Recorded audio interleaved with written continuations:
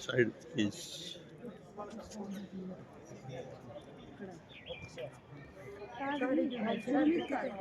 यातायात वाले आ जाओ इधर, आ जाओ नीलम यहाँ तक खींचो।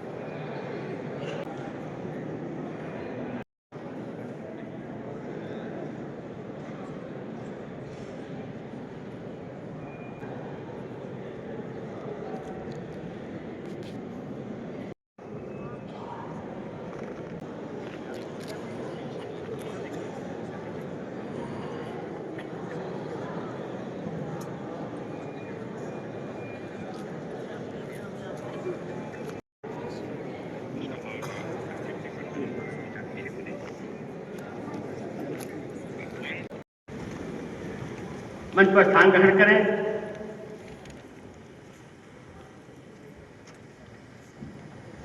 परम पूज्य सब संचालक जी डॉक्टर मोहन भागवत जी,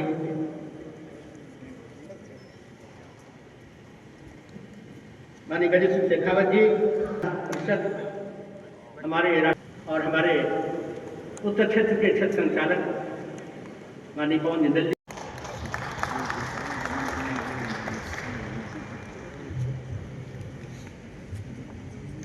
भारत माता के चरणों में भारत के सम्माननीय गजेंद्र सिंह शेखावत जी, अखिल भारतीय इतिहास संकलन योजना के माननीय राष्ट्रीय अध्यक्ष डॉक्टर देवी प्रसाद सिंह जी, कार्यकारी अध्यक्ष प्रोफेसर ईश्वर शरण विश्वकर्मा जी, विभिन्न स्थानों से आए हुए इस सभागार में उपस्थित सीखा है। सरकार में भी जो आप काम कर रहे हैं हम सब के लिए प्रेरणास्पद है। मैं ये अवसर संगठन ने हमें ही दिया है, मैं आपका सम्मान करूं।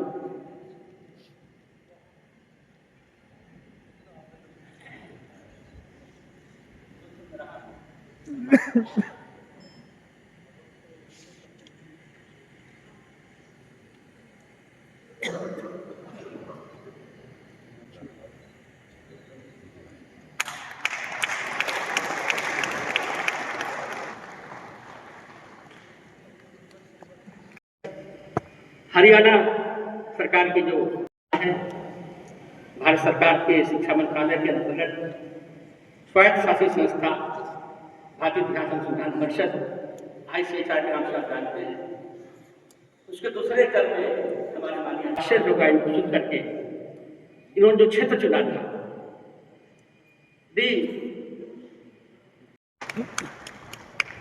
ये अनुपम संयोग हम सबको प्राप्त हुआ है। मंच पर हमारे बीच में जी संस्कृत के आचार्य हैं, दर्शन शास्त्र के आचार्य हैं, शिमला विश्वविद्यालय के भी गुरुपद का चार्ज आपके पास है। बंसल जी हमारे राष्ट्रीय उपाध्याय,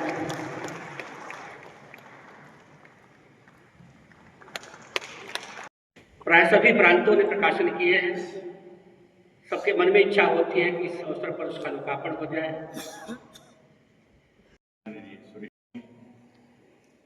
अखिल भारतीय इतिहास संकलन योजना के मार्गदर्शक इस कार्यक्रम की मूलधार संभालने वाले माननीय डॉक्टर बालमुकुंद पांडे जी, आज में नेशनल बुक ट्रस्ट के नेशनल बुक फेयर पर आपने जो कही बात भारत की सिविलाइजेशनल हिस्ट्री पर, हिस्टोरिक, मुझे उस समय जानकारी नहीं थी कि मंच पर कौन लोग होंगे, लेकिन निश्चित रूप से इतना अवश्य था कि इतिहास विषय में अपनी विशेष रुचि और प्रवीणता रखने वाले लोग ही मंच पर होंगे। तो तो मेरे मन में थोड़ी घबराहट थी, क्योंकि मैं तो इतिहास का विद्यार्थी नहीं हूँ।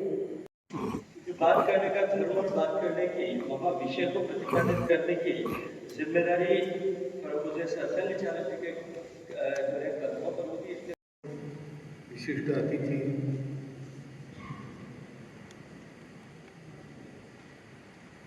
आदरणीय जो संस्कृति मंत्री है,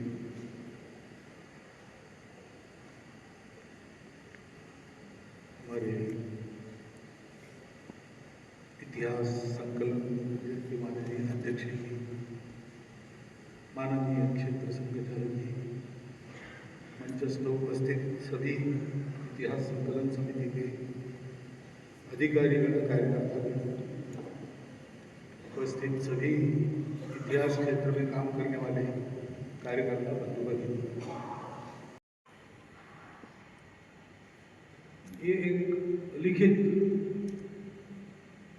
ग्रंथ है, पोथी है, डॉक्यूमेंट है, हमने मिलकर बनाया, उसके अनुसार चल रहा है।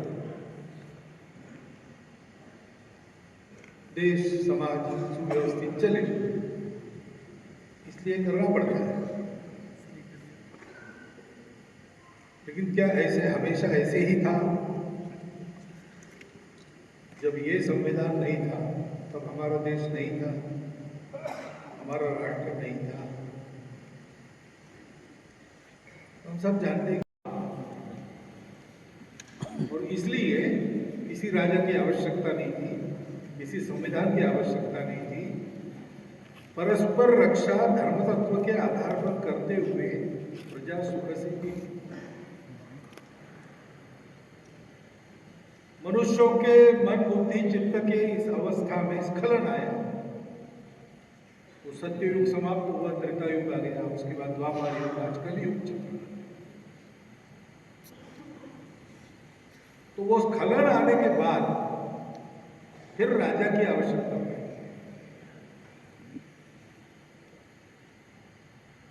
लेकिन राजा की केवल मात्र उतना उसने करना है, पहले चित्त शुद्ध होने के कारण लोगों को ये आवश्यकता नहीं थी, सब धर्म पर चलते थे। अब जैसे इसमें स्खलन आ गया, वैसे फिर चलने में बोध भी आवश्यक हो गया, प्रबुद्ध होने के लिए प्रबोधन आवश्यक हो गया और नियंत्रण भी आवश्यक हो गया। उसको न मानते हुए कोई अगर अलग चलता है तो सबकी हानि होती है, इसलिए उसको नियंत्रित करना आवश्यक है। तो नियंत्रित करने वाला और उसको विधिवत शक्ति देने वाली एक संविधान, वो संविधान चलेगा तो धर्म के आधार पर ही, लेकिन मनुष्यों के चित्त की विकृति के कारण अधर्म न हो,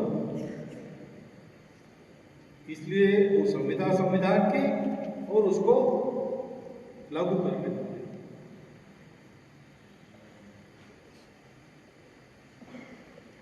तब संविधान आया, तब उसके आधार पर चला। लेकिन संविधान भी पालन करने वाले लोग चाहिए, और इसलिए एक तरफ राजा का नियम है, उसको शक्ति संविधान ने दी है, उस संविधान का मान सम्मान पूरा रखते हुए लोग गलती न करें, किसी के मन में उसका उल्लंघन करने की बुद्धि न आवे, इसलिए धर्म के आधार पर आचरण करने की एक परंपरा भी पीढ़ी दर पीढ़ी चली। पीढ़ी दर पीढ़ी ऐसी व्यवस्था चली जिससे छोटे मोटे व्यवहारों में उतना देर तक सोते हैं।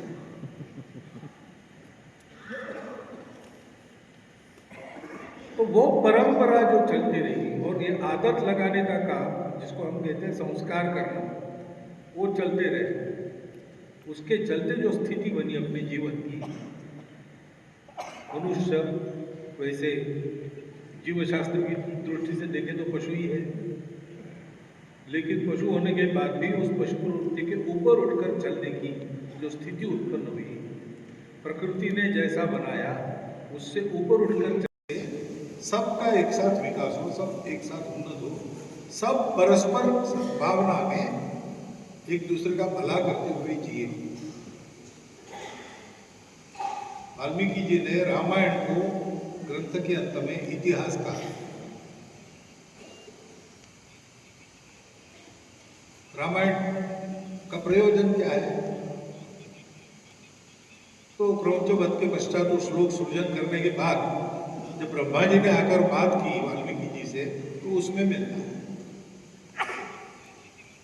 कि अमुक अमुक सद्गुण रखने वाला कौन सा चरित्र है जिसका लोग अनुकरण करें, कैसे रहे, कैसे चले।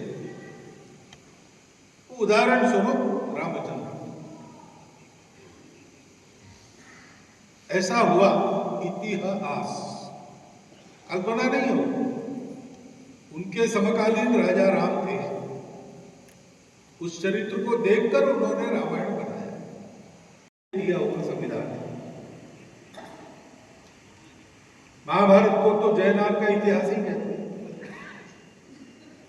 उसको जब बताया गया तो जन्मेजय ने प्रश्न पूछा, सर्पशत्रु वगैरह सारा हो गया, शत्रु बदले की भावना शमित हो गई, तो उसने पूछा कि हमारे पूर्वज थे कौरव पांडव दोनों, और उनमें आपस में भयंकर युद्ध हुआ, तो सब तो कर्तृत्व संपन्न थे, शास्त्रज्ञ थे, विद्वान थे, सत्प्रवृत्त भी थे, लेकिन इनमें झगड़ा हुआ कैसे? होने कैसे दिया? आपस में मिलकर रहने के लिए 1900, उसके मूल में जो भावना थी वो तो सनातन है। अपने संविधान की प्रस्तावना देख लेंगे तो उसमें वही प्रतिबिंबित होता है।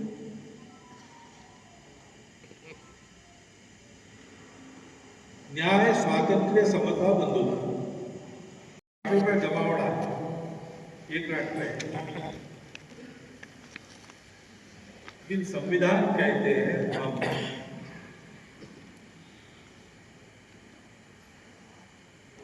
और संविधान कहता है हम भारत के लोग। ये भारत का जो हमपन है वो कब शुरू हुआ? 1900 किया है। हम भारत के लोग, यानी हम तब से चलते आए हुए हैं।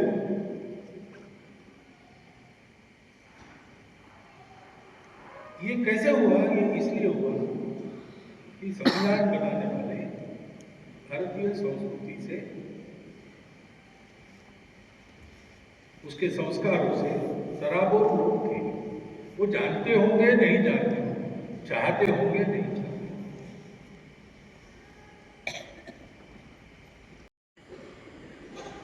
स्पष्ट है कि ये हमने जो लिया है फ्रांसीसी राज्य क्रांति से, ये बात नहीं ली है स्वातंत्र समता, वो ली है तथागत बुद्ध की विचारधारा से। तथागत बुद्ध के पहले भी यही धर्म की यही विचारधारा है। धर्म सबके लिए सुख, सबके लिए अवसर, सबके लिए सदा सर्वदा सर्वत्र सर्वथा हितकारी सुख प्रदान करने वाला नियम है।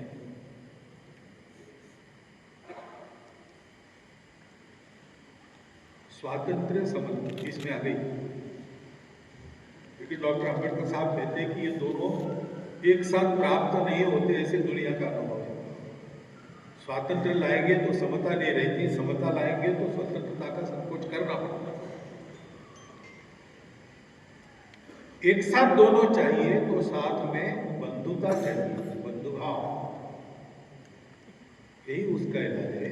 और उस भाषण में अम्बेडकर साहब एक वाक्य कहते हैं, जो नहीं बदलता और जो नित्य है वो क्या है? वो एक है।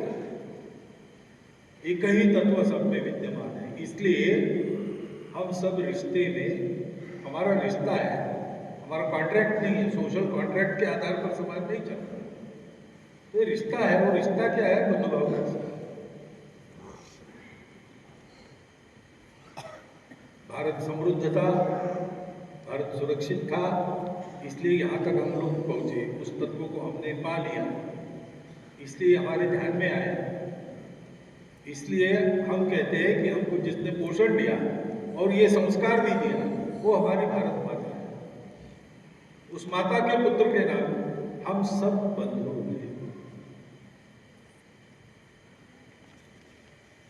संविधान की प्रस्तावना में हमारे सनातन संस्कृति का उसका जो सारा इतिहास में हुआ उसका सारा मर्म उसमें है।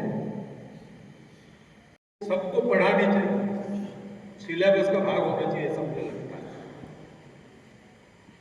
ये प्रस्तावना है, नागरिक कर्तव्य है, मार्गदर्शक तत्व है और अधिकार है।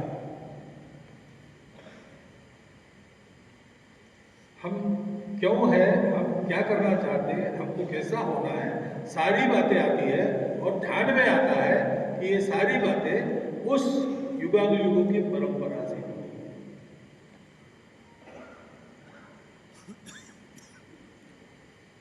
और इसलिए अध्ययन करने वालों का कर्तव्य हो जाता है भारत के लोगों के लिए। तो इतिहास बहुत कुछ सिखाता है।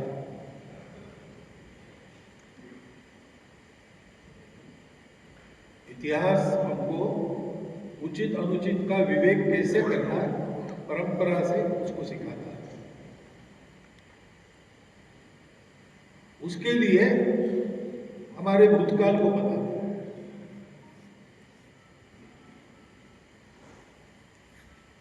वो सारी जो बातें हैं वो इतिहास में होती है और इसलिए इतिहास का अध्ययन अनिवार्य हो जाता है।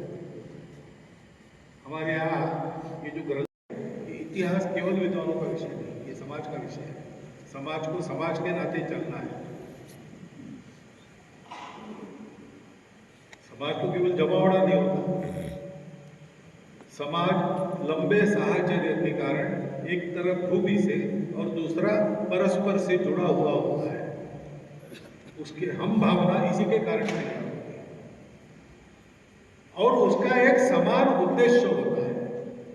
जीवन का जो अनुभव लेता है वर्षानुवर्ष, उसके कारण कुछ मानक उसके तय हो जाते हैं। क्या करना क्या नहीं करना, इसकी उसकी दृष्टि बन जाती है। वो एक एक राष्ट्र की अपनी विशिष्ट दृष्टि होती है। पहले बड़ा जो आक्रमण हुआ, पहले से जो आक्रमण हुआ उनको हमने हजम कर लिया। जो नहीं हुआ जब, वो इस्लाम का पहला आक्रमण था। वो तो एकेडमिक्स में नहीं गए, लेकिन उन्होंने भी ये प्रयास किया, नाम बदल लिए स्थानों के, मंदिर तोड़ दिए। उपेक्षा से हमारी कथाओं को अपनी भाषा का प्रचलन करवाया ताकि हमारी भाषा में, हमारी भाषाओं में हम अपने भाव को न समझें।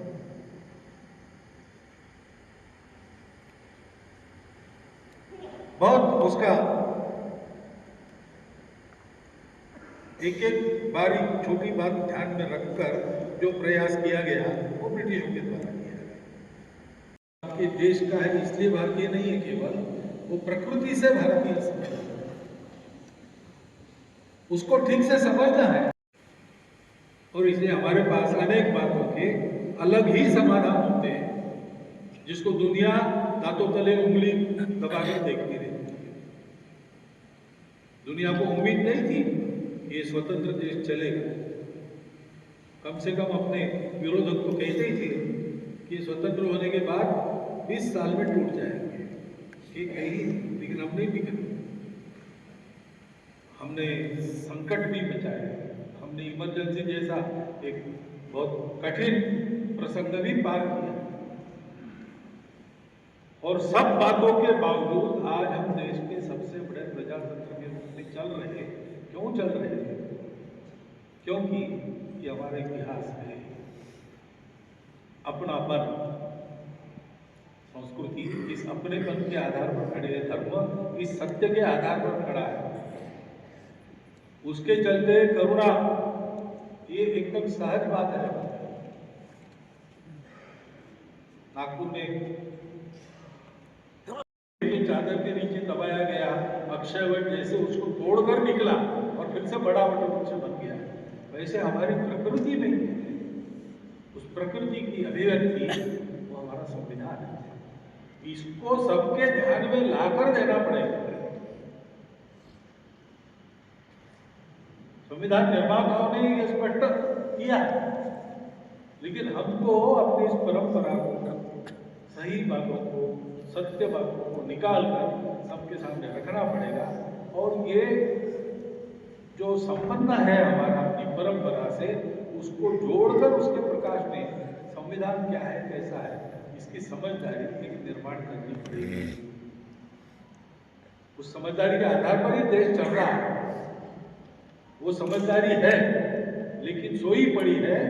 जरा उसको तथ्यों का आधार, नए संशोधन के आधार पर, सत्य इतिहास का आधार अगर हम देते हैं, अपने धर्म और संस्कृति की ठीक समझ उसमें से उत्पन्न होती है, तो फिर संविधा और राज्य के आधार पर, लेकिन परस्पर सद्भावना के साथ उसका संबल लेते हुए अपना समाज ठीक चलेगा, आगे बढ़ेगा, देश को बड़ा बनाएगा और दुनिया को भी उसी इतिहास, संस्कृति, धर्म आदि के आधार पर एक नया रास्ता देगा। ये बात निश्चित है, लेकिन उसके लिए हम लोगों को उद्यम करना पड़ेगा। और उस उद्यम का संकल्प लेकर आप यहाँ एकत्रित हो, ये बहुत अच्छी बात है। उसके लिए आप सबका अभिनंदन और आगे की कूच के लिए आप सबको शुभकामना देता हूँ और मेरी चार शब्द।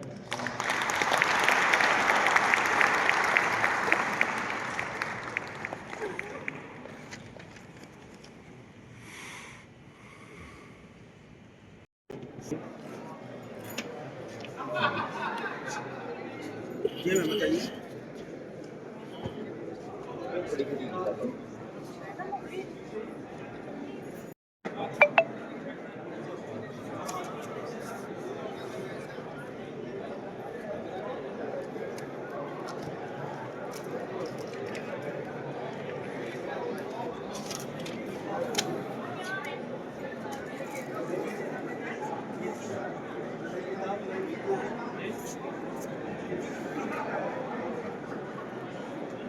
Let's